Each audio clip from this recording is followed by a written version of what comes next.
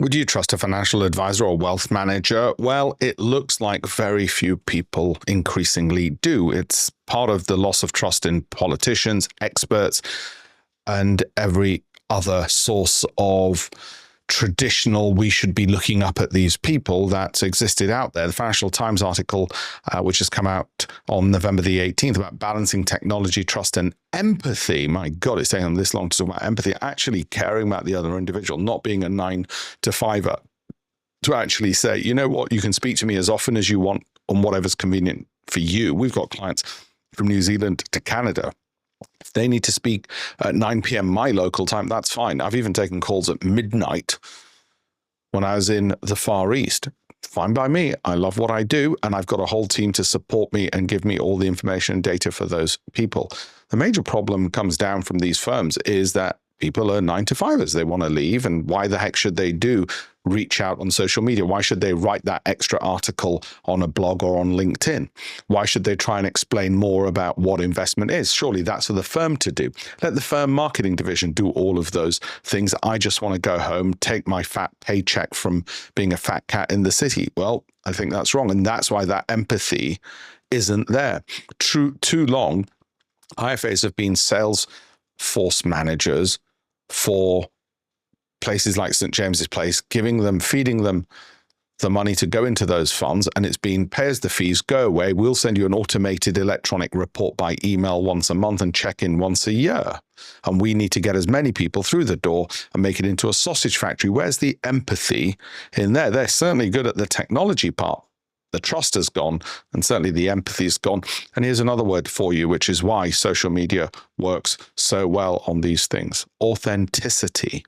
Where's the authenticity? Where's the looking somebody in the eye saying, you know what, if you're a client for life, and you don't have to keep paying me for the rest of your life, because once I've sorted it out, then guess what? Why should you be paying for the rest of your life? A bit like a plumber. They sort out your pipes. You don't say, I'll keep paying you forever for sorting out the pipes. You buy a phone and you've paid it off. You've paid off the phone. You don't want the phone company saying, well, no, we always own the phone. You're just renting it for life. Well, that's what's happening with advice. No wonder that it's so inward looking on how much money it can make for itself. It's forgotten how much money it should actually be making for clients. If you want a full bunch of free tools, including my book, one of my 18 books, Investing Unplugged, wonderful reviews from Bloomberg and Financial Times there. And you can digitally download that amongst my other books, alpeshpatel.com/links. We've got a ton of free apps we've created, online software tools for stress testing your portfolio, your pension, a pension calculator. And guess what? You don't even have to enter your email address. When I say free, I mean we don't even want your email address. Please use them. We have spent a fortune creating them. We used AI technology and data managers and all sorts of clever people to create them completely for free to make the point, and same with this, to make the point, and this is free for you to download as well. Like I said, one of 18 books published by the Financial Times, amongst other publishers. I've got Palgrave Macmillan, really reputable publishers. To make the point, yeah, okay, I tell you what, let us do something for you to build that trust first, to show the empathy of the position you're in and give you a bit of authenticity first, that, yeah, we're the real deal. Check us out first. Have a look at LinkedIn as well. And here's the best thing. We're not going to advise you. We're not financial advisors. We're going to give you the tools, the education, handhold you, educate and inform you, mentor you, let you do everything so you're empowered, just like a driving instructor. Driving instructor is not a rental chauffeur for the rest of your life who you're paying to drive you around. It's pathetic. You used to say, no, sorry, I can't learn to drive. I just need somebody else to drive me around. Sounds nice, but nobody wants to be driving Miss Daisy. What should happen is, hey, you know what? I can do this myself.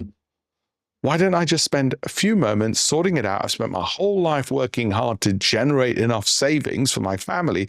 Why don't I take an extra 10 minutes and learn how to open an ISA, SIP, 401k, whatever it is? And then that becomes something which makes me useful to my last breath, to the rest of my family forever, because I can teach them, and I'm also still useful even when I'm not working and I'm retired, or even pre-retirement. I've got things set up properly. Education, education, education. I've written 200 columns in the Financial Times, 200 shows on Bloomberg TV. Have a look at my LinkedIn profile, alpeshpatel.com/links. We've got a massive global team now, ever increasing. I say massive, double digits, which I think is massive compared to one person.